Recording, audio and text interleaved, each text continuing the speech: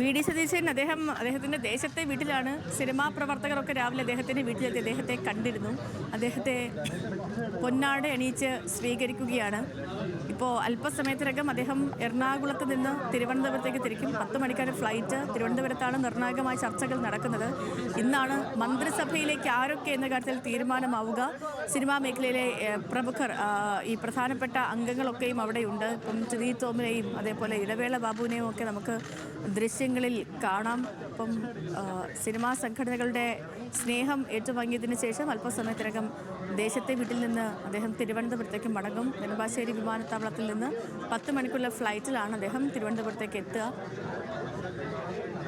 അബ്ദുൾ റഹീം നമുക്കിപ്പം ചേരുന്നുണ്ട്. റഹീമെ, പ്രവർത്തകർ സ്നേഹം കൊണ്ട് മൂടുകയാണ് നിയുക്ത മുഖ്യമന്ത്രി.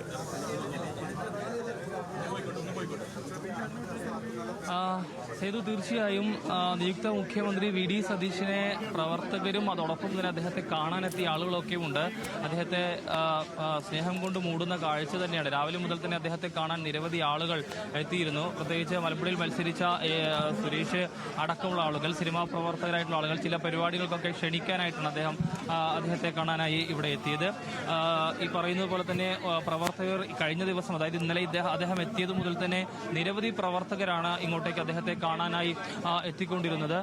അദ്ദേഹത്തെ കണ്ട് അഭിവാദ്യം അർപ്പിക്കാനും അതോടൊപ്പം തന്നെ അദ്ദേഹത്തോട് കാര്യങ്ങൾ സംസാരിക്കാനും ഒക്കെയായി നിരവധി ആളുകൾ ഇപ്പോഴും ദേശത്തെ വീട്ടിലേക്ക് എത്തുന്നു എന്നുള്ളതാണ്. ഇപ്പോൾ അദ്ദേഹം ചില സ്വകാര്യ സന്ദർശനങ്ങളുണ്ട്. അതിനുവേണ്ടി അദ്ദേഹം ഇപ്പോൾ ആലുവ ദേശത്തെ വീട്ടിൽ നിന്ന് തിരിക്കുകയാണ്. അതിനുശേഷം അദ്ദേഹം നേരെ തിരുവനന്തപുരത്തേക്ക് പോകും. രാവിലെ 10 മണിക്കാണ് അദ്ദേഹത്തിന്റെ ഫ്ലൈറ്റ്. തിരുവനന്തപുരത്ത് തിങ്കളാഴ്ച ഈ പറയുന്നത് പോലെ തന്നെ തിരുവനന്തപുരത്ത് സത്യപ്രതിജ്ഞ ചടങ്ങിനും അതോടൊപ്പം തന്നെ ഈ പറയുന്ന പോലെ ഉഭയകക്ഷി ചർച്ച അടക്കമുള്ള കാര്യങ്ങളുണ്ട്.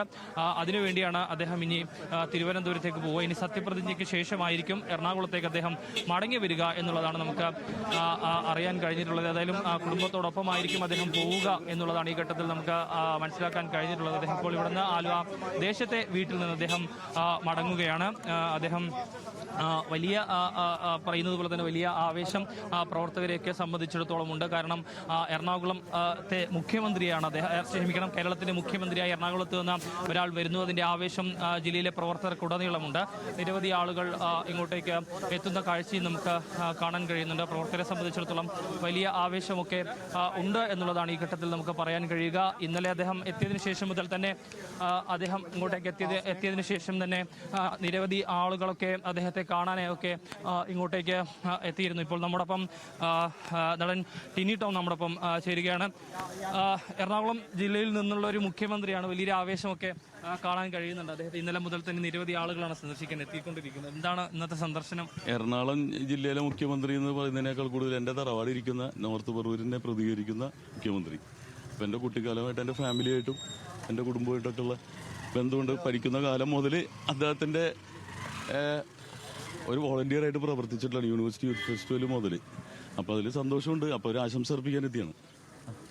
അതിലും ടിനി ടോമിന്റെ പ്രതികരണമാണ് കേട്ടത്. അദ്ദേഹത്തെ കണ്ട് ആശംസയ്ക്ക് അറിയിക്കാനായി എങ്ങോട്ടേക്ക് എത്തിയതാണ് എന്നുള്ളതാണ് നമുക്ക് അറിയാൻ കഴിഞ്ഞത്. നിരവധി ആളുകളൊക്കെ തന്നെയും ഈ പറയുന്നത് പോലെ തന്നെ എത്തിയിട്ടുണ്ടായിരുന്നു എന്നുള്ളതാണ്. ഇപ്പോൾ കൈലാഷ് ഇവിടെ നമ്മോടൊപ്പം ചേരുന്നുണ്ട്.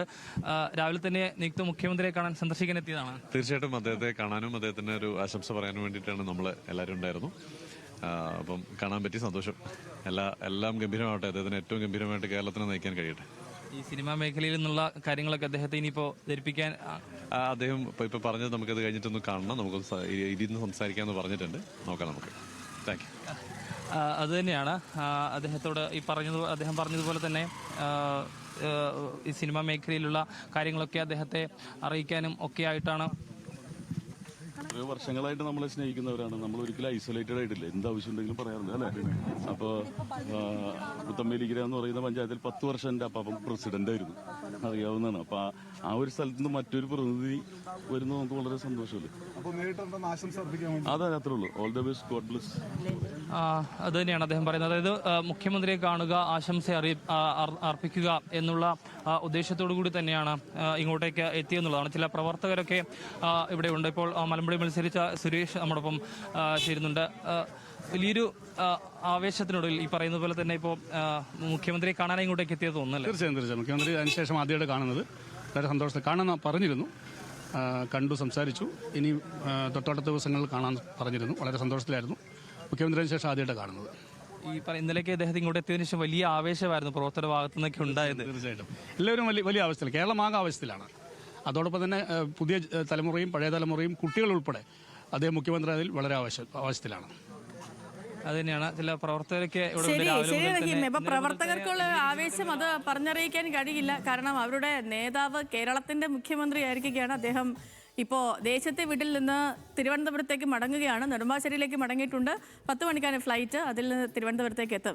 തിരുവനന്തപുരത്തേക്ക് വന്നു കഴിഞ്ഞാൽ പിന്നെ എന്താ നടക്കാൻ പോവാ? വി ഡി സതീശൻ സർക്കാരിലെ മന്ത്രിമാരെ നമുക്ക് ഇന്ന് അറിയാൻ കഴിയും.